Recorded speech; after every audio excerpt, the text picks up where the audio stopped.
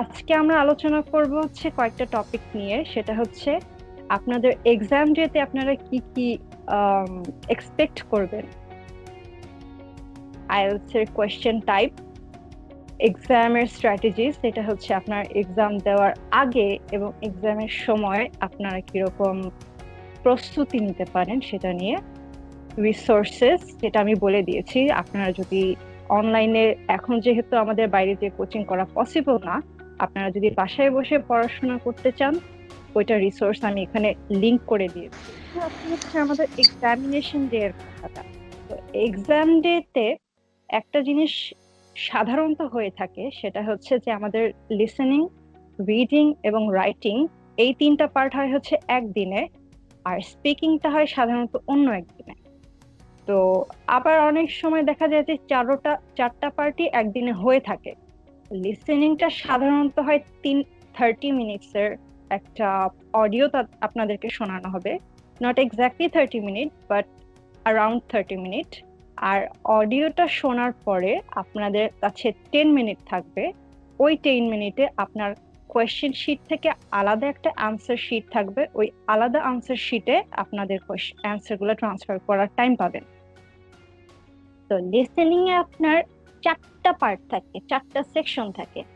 প্রথম সেকশন হচ্ছে একটা কনভারসেশন হবে। কনভারসেশন দুইজন মানুষের মধ্যে হইতে পারে, তিনজন মানুষের মধ্যে হতে পারে, বাট কনভারসেশনটা এমন হবে যাতে আপনি ভয়েস গুলো আলাদা করতে পারেন।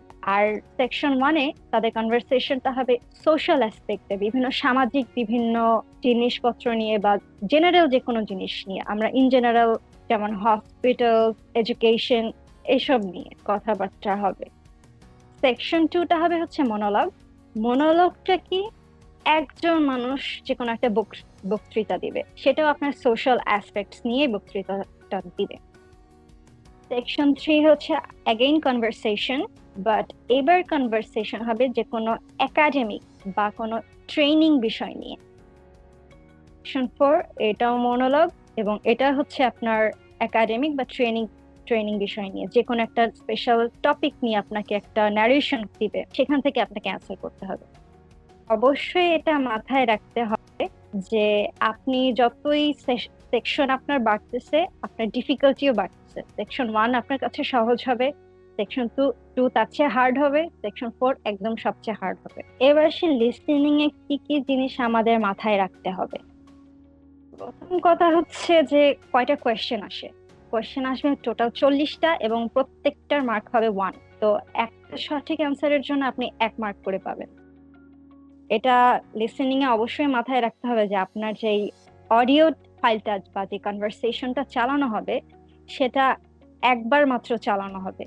তো আপনাকে ওই একবার শুনেই অ্যান্সার আপনাকে বের করতে হবে এবং অ্যান্সারটা অ্যাটলিস্ট কোয়েশ্চেন পেপারে হলেও তুলে রাখতে হবে, যাতে করে আপনি অ্যান্সার পরবর্তীতে অ্যান্সার শিটে তুলে রাখতে পারেন।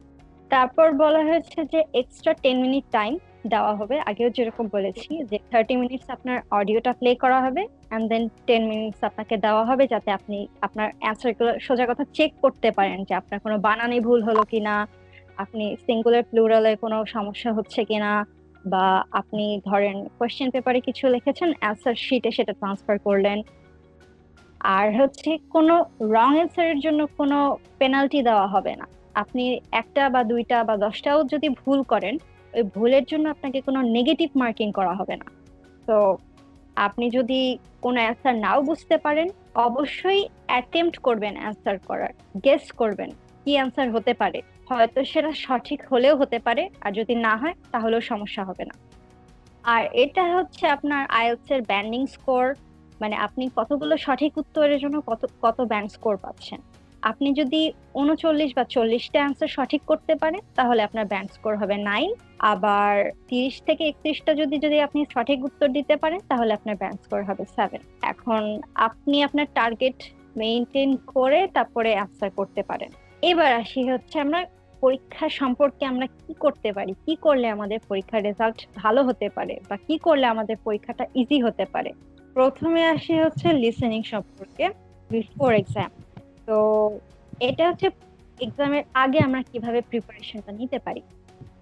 আপনাকে প্রচুর শুনতে হবে বিভিন্ন ইংলিশ পডকাস্ট, মানে রেডিও, তারপর টেড টক, ইউটিউবের কমেন্টারিজ আছে, সং আছে, অডিও বুকস আছে। এগুলো যদি আপনি রেগুলার 5-10 মিনিট করেও যদি শোনেন এবং মনোযোগ দিয়ে শোনেন, তাহলে হচ্ছে আপনার জন্য আস্তে আস্তে ইংলিশের যেই অ্যাকসেন্ট বা বলেন, বা হচ্ছে কমপ্লেক্স যেই ইন্টোনেশন বা হচ্ছে কথা বলার ভঙ্গিমাগুলো বলেন, সেগুলো আপনার কাছে ধরতে সহজ হবে। Practice listening actively. অ্যাক্টিভলি বলতে যা বোঝানো হয়েছে যে দেখা যায় অনেক সময় আমরা কানে হেডফোন দিয়ে গান শুনছি কিন্তু কাজ করছি অন্যরকম, বা আমরা ধরেন কানে হেডফোন দিয়ে রেডিও শুনছি বা নিউজ শুনছি, কিন্তু ওদিক থেকে দেখা যায় যে আমি মনোযোগ অন্যদিকে, আমি ফ্রেন্ডের সাথে চ্যাটিং করছি বা অন্য কারোর সাথে কথা বলছি। তো আমার তো তাহলে মেইন প্র্যাকটিসটা হচ্ছে না। আমার মেইন প্র্যাকটিসটা হচ্ছে আমি রেকর্ডিং গুলো শুনবো এবং বুঝবো তারা কি বলছে, কি টপিকে বলছে। তখন হচ্ছে আমার জন্য সেটা হেল্পফুল হবে। আর বাংলায় মানুষ বিভিন্ন রকমের অ্যাকসেন্ট থাকে, যেমন আমরা দেখা যায় ঢাকার মানুষ এক অ্যাকসেন্টে কথা বলি, সিলেটের মানুষ এক অ্যাকসেন্টে কথা বলি, চট্টগ্রামের মানুষ এক অ্যাকসেন্টে কথা বলি। সেরকম ইংলিশ বা ইংলিশ স্পিকিং কান্ট্রি গুলোতেও বিভিন্ন রকমের অ্যাকসেন্ট থাকে। যেমন আমেরিকান অ্যাকসেন্ট একরকমের হয়, আবার ব্রিটিশ অ্যাকসেন্ট অন্যরকম, কানাডিয়ান অন্যরকম, অস্ট্রেলিয়ান অন্যরকম।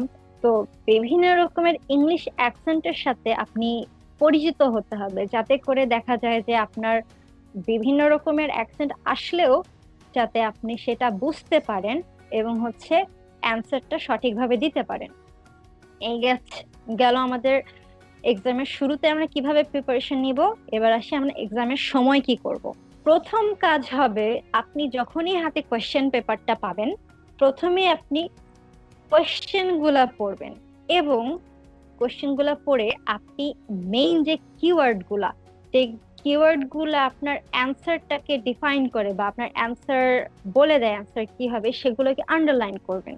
যেমন জিজ্ঞেস করতে পারে যে Sumaiya was born in what, dash দিয়ে দিল, তাহলে আপনার বর্নের নিচে আন্ডারলাইন করতে পারেন, সুমাইয়ার নিচে আন্ডারলাইন করতে পারেন। কারণ তাহলে যখন দেখা যাবে আপনার অডিওতে সুমাইয়া নামটা আসতেছে, তখন আপনি অ্যালার্ট থাকবেন যে হ্যাঁ এই নামটা আসছে, এখন এ সম্পর্কে কিছু ইনফরমেশন আমাকে দিবে। তো আমি একটু এখন ট্রাই করি অ্যান্সারটা এখানে আছে কিনা, এটা আমি গেস করার ট্রাই করি।